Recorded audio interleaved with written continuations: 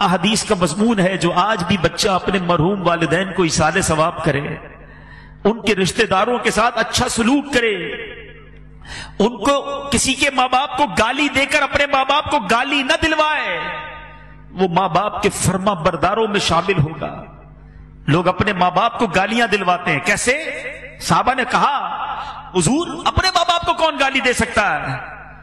اللہ کے حبیب نے فرمایا دوسرے کے ماں باپ کو گالی دیتے ہیں لوگ، پھر ان کے ماں باپ کو گالی دیتے ہیں۔ گالیاں دینے والوں ماں بہن کی گالیاں دیتے ہو، زبان لٹک نہیں جاتی؟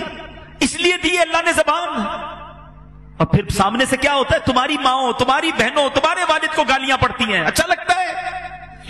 ارے ایسے کام کرو کہ لوگ کہیں ایسی اولاد ہے تو ماں باپ کیسے ہوں گے؟ اتنا پیارا بیٹا، ایسی پیاری اولاد، ان کے ماں باپ کو اللہ جنت نصیب کرے۔ ایسے کام کرو نا کہ ماں باپ کو قبر میں بھی رحمتیں اور دعائیں ملیں۔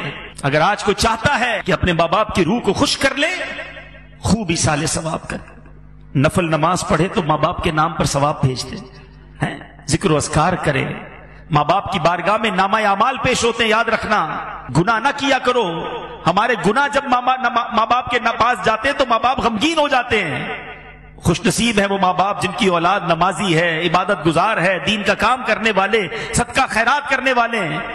جب ان کے پاس بچوں کے اعمال جاتے ہیں تو قبر میں خوش ہو جاتے ہیں۔ ابھی بھی دکھ پہنچاتے ہیں ماں باپ کو۔ سوچے وہ بچے جو آج فلمیں، ڈرامے، گانے، باجے، شراب، جوا، حرام، بدکاریاں، بے حیائیاں، نامحرم لڑکوں کی دوستیاں، یہ ساری چیزیں ماں باپ کو جب قبر میں پہنچیں گی، زندگی میں بھی خدمت نہ کی اور مرنے کے بعد قبر میں بھی دکھی کیا۔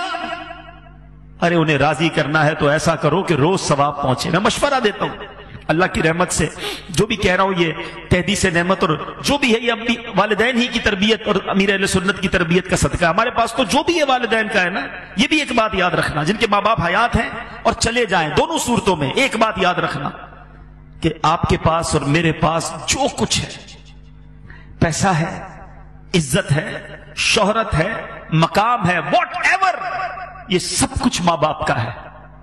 کبھی ماں باپ کو یہ نہیں کہنا یہ میرا ہے آپ کا ہے، میں نے کمائے ہیں، یہ میں نے گھر بنایا، ابو آپ نے کیا دیا تھا؟ آپ تو غریب تھے، نوکری کرتے تھے، کاروبار میں نے کیا۔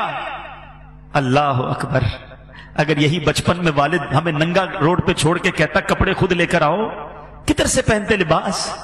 ہم بغیر کپڑوں کے پیدا ہوئے، ماں باپ نے کپڑے پہنائے، ہمیں کھانا چاہیے تھا، نوالے کھلائے، چلنا نہیں آتا تھا، انگلی پکڑ کر چلایا، ارے استنجا نہیں کر سکتے تھے، ہمارے استنجا صاف کیے، ہم رات بھر روت کر ان کو جگاتے رہے، وہ جھولا دیتے رہے۔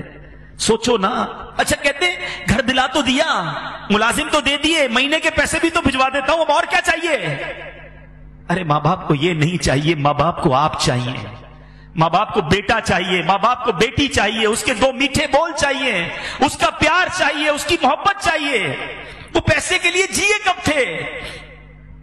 اور اب اگر وہ چلے گئے نا تو یہ مت سمجھنا یہ پیسہ میرا ہے، خدا کی قسم، خدا کی قسم تمہارے پیسے کا نصیب ہے۔